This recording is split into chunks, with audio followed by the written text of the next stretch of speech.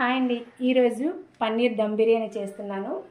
వీడియోని చూసే ముందు వీడియోని లైక్ చేసి వీడియోని చూడండి. ఇంకా ప్రాసెస్లోకి వెళ్ళిపోయేసి 1/2 కిలో పన్నీర్ తీసుకున్నాను. దీన్ని ముక్కలుగా కట్ చేసుకొని కొంచెం ఫ్రై చేసుకుంటాను ఆయిల్లో.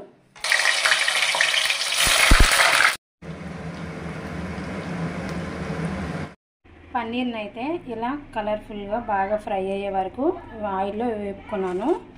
ఇంకా నెక్స్ట్ ఒక పెద్ద ఆనియన్ కూడా ఇలా ముక్కల్లా కట్ చేసుకొని సన్నగా కట్ చేసుకొని ఆయిల్లో వేపుకొని ఒక పక్కన పెట్టుకున్నాను.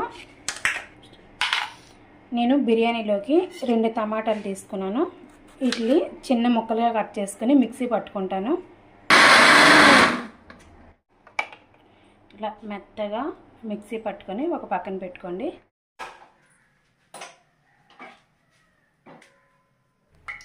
ఆయిల్ హీట్ ఎక్కిన తర్వాత టమాటాని ఇలా పేస్ట్లా పట్టుకున్నాను కదా, దీన్ని బాగా వేపుకోవాలి.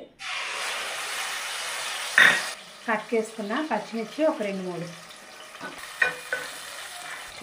ఇంకోవైపు రైస్ని బాయిల్ చేయడం కోసమని వాటర్ పెట్టుకున్నాను.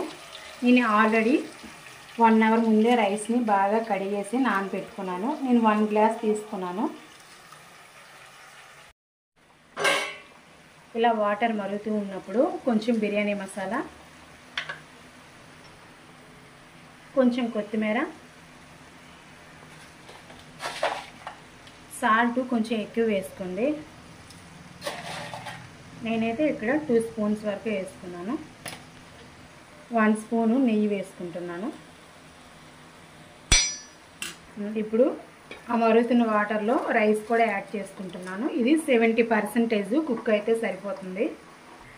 ఒకవైపు రైస్ అయితే బాయిల్ అవుతుంది. ఇప్పుడు ఇంకో వైపు అయితే దమ్కి రెడీ చేసుకుందాము. ఇలా టమాటా మొత్తం ఇందులో వాటర్ అంతా దిగిపోయే వరకు బాగా మగ్గించుకోవాలి.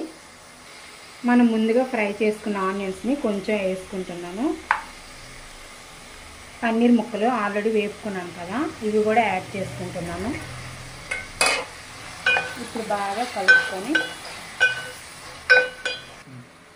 కొంచెం కొత్తిమీర, కొంచెం పుదీనా, 1 టేబుల్ స్పూన్ కారం, 1 టేబుల్ స్పూన్ ధనియాల పౌడర్, కొంచెం కసూరి మెతి వేసుకొని బాగా కలుపుకొని ఒక 10 నిమిషాలు మూత పెట్టుకోండి.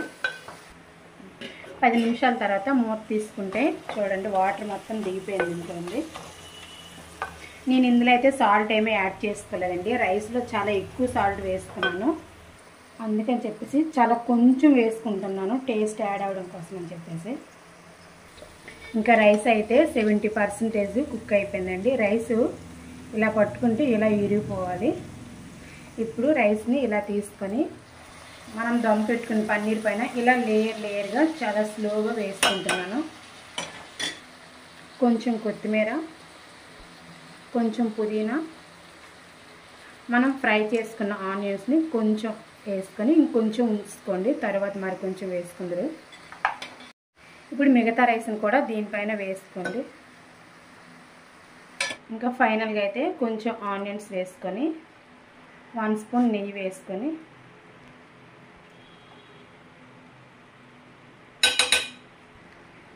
పైన అయితే కొంచెం టిష్యూ పేపర్ ఇలా పెట్టుకొని కవర్ చేసుకున్నారంటే సింపుల్గా దమ్ బిర్యానీ రెడీ అయిపోతుందండి.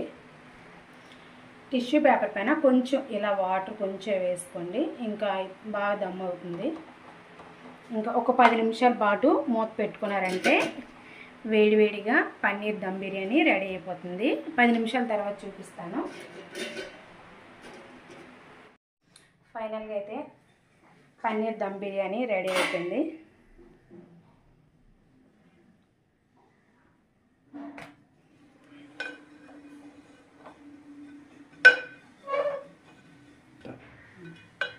ఇలా కింద నుంచి స్లోగా ఒకసారి ఇలా కలుపుకున్నారంటే రైస్ అనేది విరిగిపోకుండా చాలా నీట్గా చాలా బాగుంటుంది. ఇంకా దమ్ బిర్యానీ అయితే రెడీ అయిపోయింది. వీడియో నచ్చితే తప్పకుండా లైక్ చేయండి.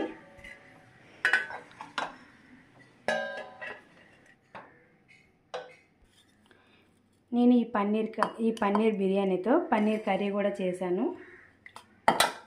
ఇంకా ఫైనల్గా అయితే పన్నీరు బిర్యానీ టేస్ట్ చేసేయడమే.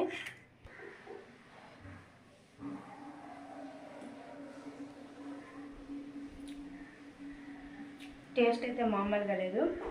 నేనైతే ఫస్ట్ టైం ట్రై చేశాను, చాలా బాగా వచ్చింది. మీరు కూడా ట్రై చేసి మీకు ఎలా వచ్చిందో తప్పకుండా కామెంట్ చేయండి. Bye bye.